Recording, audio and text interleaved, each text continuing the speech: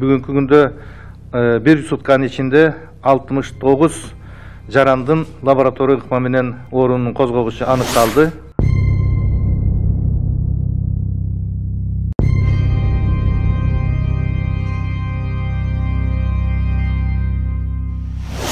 Bugünkü briefingti men жакшы сөз менен баштагым келет. Бүгүн оорунун айыгып чыккандардын саны 10. Анан кийин 23 киши бүгүн даярдалып, анализдери даяр болушту. Бүгүн күнү 23 кишини Жалал Абад областынан ооруканадан чыгарабыз. Оперативдик маалыматка таянып, бүгүнкү күндө bir сутканын ичинде 69 жарандын лаборатория ыкма менен оорунун козгогучу аныкталды.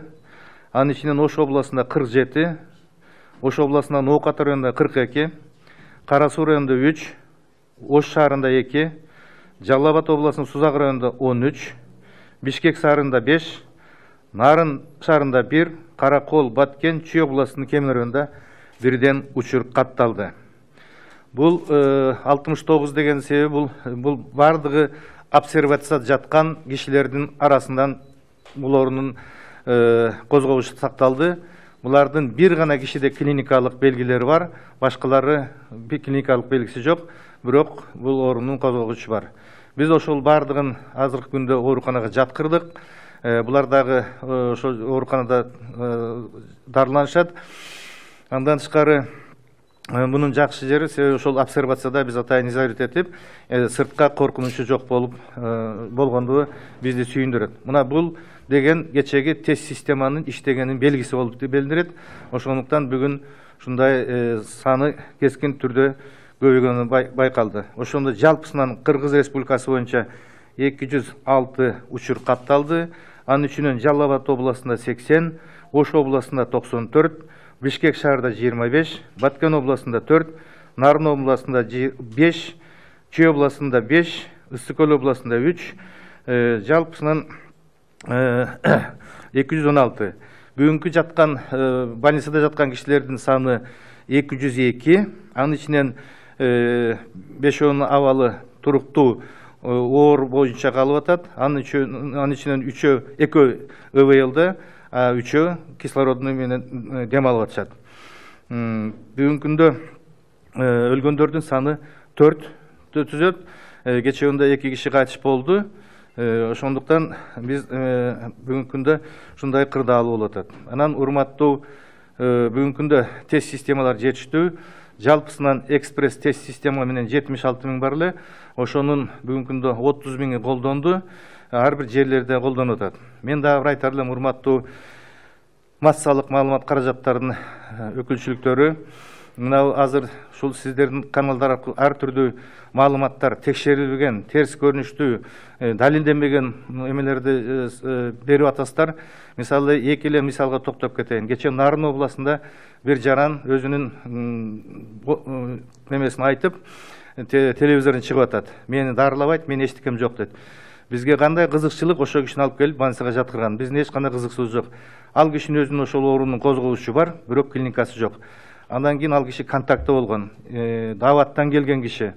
Анан ошону текшерилбей туруп, ошондой массалык маалымат каражаттардан чыгарып аткан кишилер дагы атайын мыйзам бар. Мыйзам чегинде алар жоопко тартылат. Биз аны ошондой тийиштүү органдарга беребиз. Анан экинчи дагы бир мына массалык маалыматка да өкмөттүн, президенттин администрациясы, мэриянын администрациясы обследование өтүп атат деп атышат. Мындайча айтканда поголовный дешип атат. Андай эмес. Бүгүнкү күндө аппараттын өкмөттө 20-30% гана иштеп атат, калганы үйүндө отурушат. Аларды мындай эки түр бар да тесттин. Бирөө экспресс тест, бирөөсү ПЦР менен. Бардыгы экспресс тест менен мындайча айтканда болуп иштеп аткандар, айрыкча командировкадан келгендер, зона рискада болгондор, акыранда жүргөн балдарды гана ошолордун тест системасын гана текшерип өткөрдүк. Аны текшериш керек, текшербесе болбойт. Себеби бүгүнкү күндө биздин талабыбыз ошондой.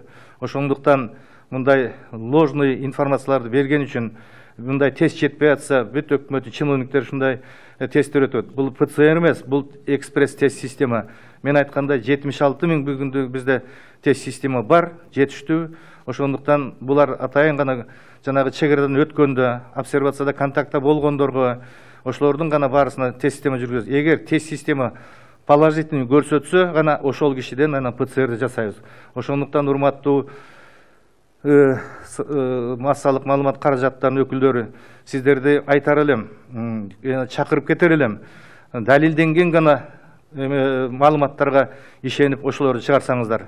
Эгер ошол далилденбеген болсо, тийиштүү чараларды мыйзам чегинде колдонууга биз мажбур болобуз. Ошондуктан, урматтуу коллегалар, бүгүнкү күндө дагы бир кайрылып кетер элем. Канчалык үйдө өзүңүздөрдү үйдөн чыкпай отурсаңыздар, өзүңүздөрдүн ден соолугуңуздарды жана үй бүлөңүздүн коопсуздугу үчүн өтө чоң жумуш кылган боло бериңиздер. Мен дагы бир айтам, урматтуу, аз эле калды. 1-2 жума чыдап, үйдө өзүңүздөрдү сактап, үйдөн чыкпай турсаңыздар болот. Мисалы, азыр Жалал Абад областына барып келип көргөндө, алар түндөсү бирине бири кирип чыгышып атат. Баары эме кылгандан кийин, ошонун кесепетинен бирине бири баягы бир үйдөн экинчиге, үчүнчүгө барганда, ошолордун контактылардын арасында ооруга чалдыккан козгогучтарын таап атабыз. Ошондуктан дагы бир жолу эскертип, дагы бир жолу урматтуу мекендештер, силерди чакырып кетер элем.